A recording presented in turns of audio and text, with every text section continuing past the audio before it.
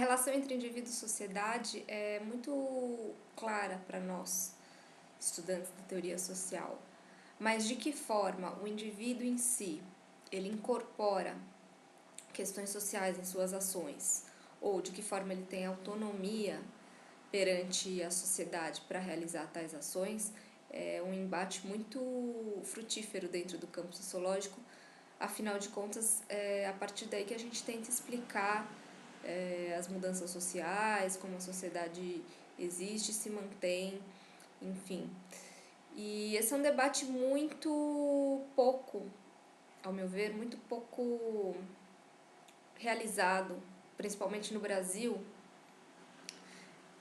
a respeito do quanto o micro influi no macro, ou as abordagens mais macro dominam as abordagens micro. Aqui no Brasil, a gente pode dizer que a visão macro praticamente venceu.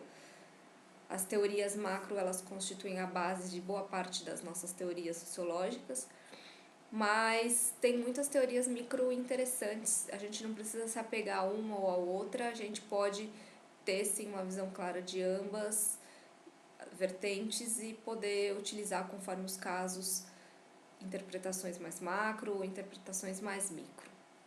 Então, no vídeo de hoje, eu gostaria de falar um pouco desse embate entre o micro e o macro dentro da sociologia, trazendo algumas teorias que corroboram uma visão ou outra e como que elas enxergam a mudança social, a relação da sociedade e indivíduo, mais especificamente. Então, vamos lá. As teorias micro, elas muitas vezes elas não tendem a não considerar o macro. Então, tudo que existe para as teorias micro é interação, e os fenômenos macros são meras abstrações dessas interações sociais. Como, por exemplo, a questão da teoria da escolha racional, na qual o indivíduo, com a sua visão totalmente racional, criaria a sociedade a partir dos seus propósitos, dos seus atos racionais. Uma segunda vertente de uma teoria micro seria, então, o interacionalismo simbólico, para o qual a sociedade só seria possível justamente porque seus membros dividem a mesma base simbólica de significados, de definições de situações, de necessidade de ver como esses significados são continuamente definidos e negociados. Então, nas teorias micro, a gente observa uma ausência de referências macro. Quando tem um ator que age e influencia numa ação de um outro ator, trata-se não de uma força coletiva, de um poder que vem de cima para baixo, mas devido à negociação desses símbolos, desses valores e dessas interpretações pelos diferentes atores. Se as teorias micro tendem a desconsiderar o macro, o vice-versa acontece. Os macro também, a análise macro-sociológica também tende a desconsiderar muitas vezes o micro e acreditar que tudo que se reproduz no micro é um reflexo de uma estrutura maior. Por exemplo, as análises de Parsons ou inicialmente de Durkheim, a partir das ideias de socialização. Então, nós somos socializados e criamos e recriamos a sociedade como uma força coletiva através de nossos atos, que nada mais do que incorporam as questões sociais. Ou então as teorias estruturais, do estruturalismo, que enxergam justamente essas questões de estrutura presentes nas nossas ações cotidianas. E aí entram também as teorias que acreditam que os indivíduos agem não que forçados, mas como se eles não tivessem muitas escolhas para agir de outra forma. Eles têm que agir em determinados momentos, determinados contextos, que é aquilo que os cabe naquele momento. Aí entrariam algumas teorias marxistas ou mesmo a teorias bourdieusianas. Um autor que, ao meu ver, ele tem contribuições importantes para o estabelecimento desse link entre o micro e o macro é o Max Weber. Porque, para ele, tudo que realmente existe é a ação social. E apesar de ele acreditar que existam certas estruturas de arranjos dos tipos de ação social, ele até elenca os tipos de ação social existentes em sua análise, os indivíduos não são excluídos para o Max Weber. Ele os considera muito e principalmente tenta olhar como eles, em meio a determinadas situações do sistema macro, fazem as suas escolhas e agem. E a motivação subjetiva é central para a conduta da ação social em Weber. Ou seja, para tentar entender a reprodução da sociedade, da estrutura das ideias, é preciso olhar para a ação individual e como esses atos individuais causam determinados efeitos sociais. A ênfase aí também, no caso do Weber, não é só no ato individual particular, mas ele também vai levar em consideração as particularidades macro de causalidades históricas. Então ele vai falar em padrões e mostrar como cada padrão depende de decisões individuais, ou seja, tem aí uma certa autonomia. O micro para ele tem um poder assim para configurar o macro. A partir de Weber e no começo do século XX surgiram outras abordagens capazes de tentar fazer esse link entre o micro e o macro. Para a macrosociologia, elas ainda são vistas como teorias microsociológicas, mas elas fazem questão de enfatizar que não, que na verdade elas estão levando tanto macro quanto micro em consideração. A primeira delas é a etnometodologia, que busca enxergar a realidade a partir do ponto de vista do ator, privilegiando a questão do significado das ações sociais. Então, as práticas já trazem a sociedade à tona, o macro à tona. Então, a etnometodologia mostra como as categorias macro elas não são construções teóricas, abstrações, elas são construções de todos. E vai olhar para categorias de linguagem, conceitos do dia a dia, palavras utilizadas por nós, enquanto atores sociais, na produção de sentidos sociais. Então, a todo momento, os atores estão atualizando o pertencimento a uma categoria macro a partir da fala, a partir do discurso, a partir da linguagem. Então, o acesso à construção social da realidade ele se dá através de um conjunto de representações, uma vez que a ordem não é um sistema monolítico que regularia a ação individual, mas é um resultado da concreta interação comunicativa face a face. Uma crítica que se faz à etnometodologia é que ela tende a colocar essa questão dos sistemas simbólicos como uma mera comunicação.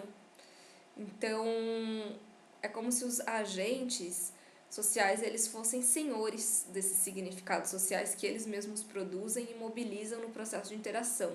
Então, eles não enxergam a posse ou a criação desses sentidos para fora ali do agente, uma vez que ele está olhando só para a interação. Então, ele só explora essa dimensão simbólica do social num momento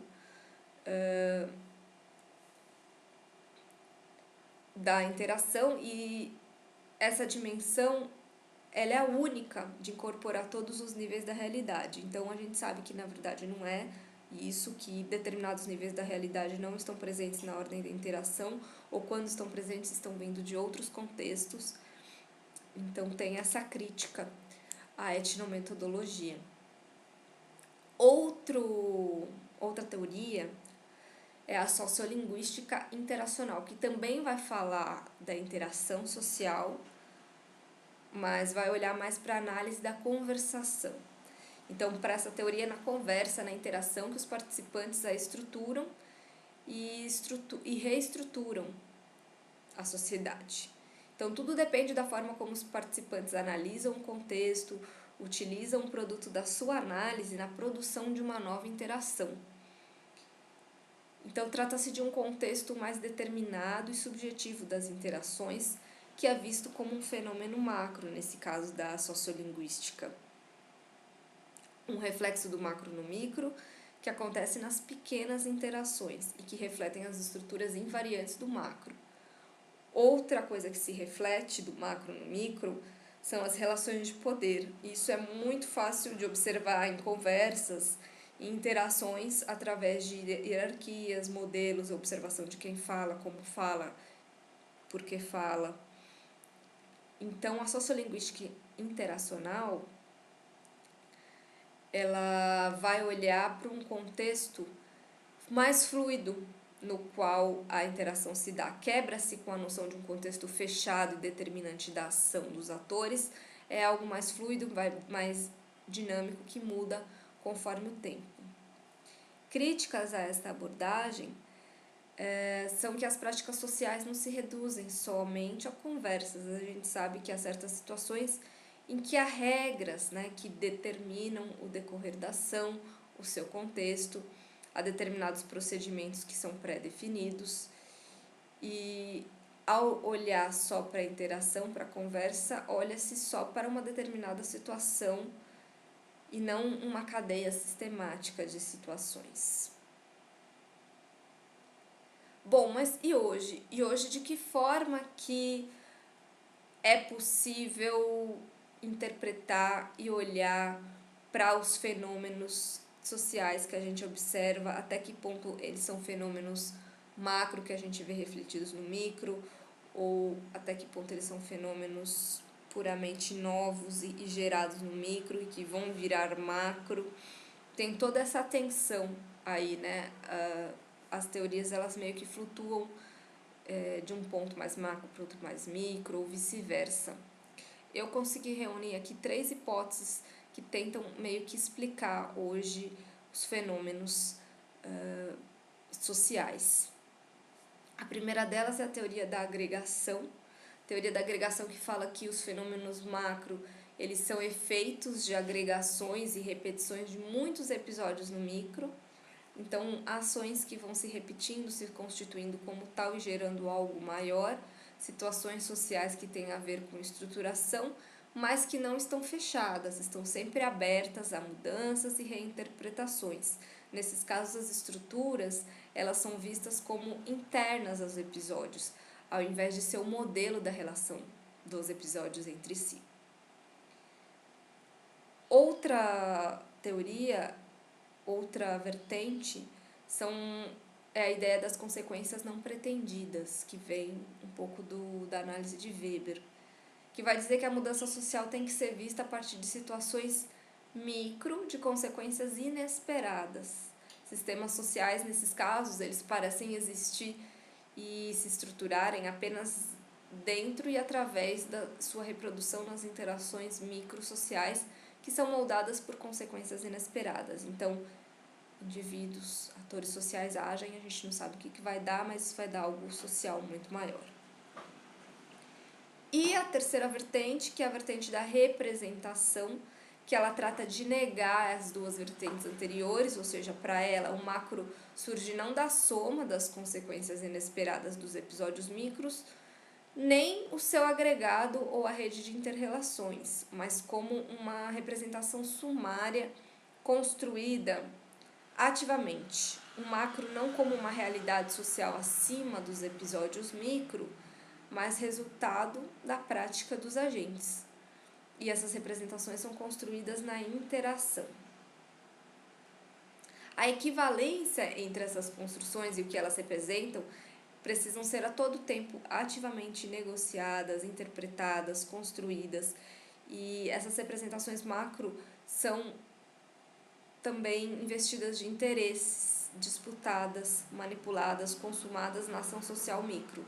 Ou seja, entra também a ideia de poder aí nessa análise da representação.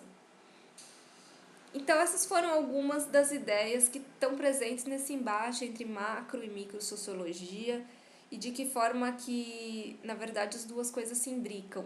Eu diria que tudo é uma questão de foco e lente, de ajuste de olhar para aquilo que a gente realmente quer investigar. Há determinadas situações que pedem que a gente foque o olhar dessa maneira, outros que a gente olhe mais de longe, de cima, talvez.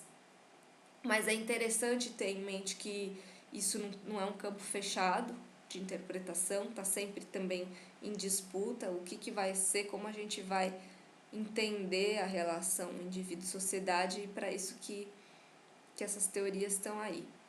Esse é um dos primeiros vídeos sobre metodologia ou epistemologia das ciências sociais.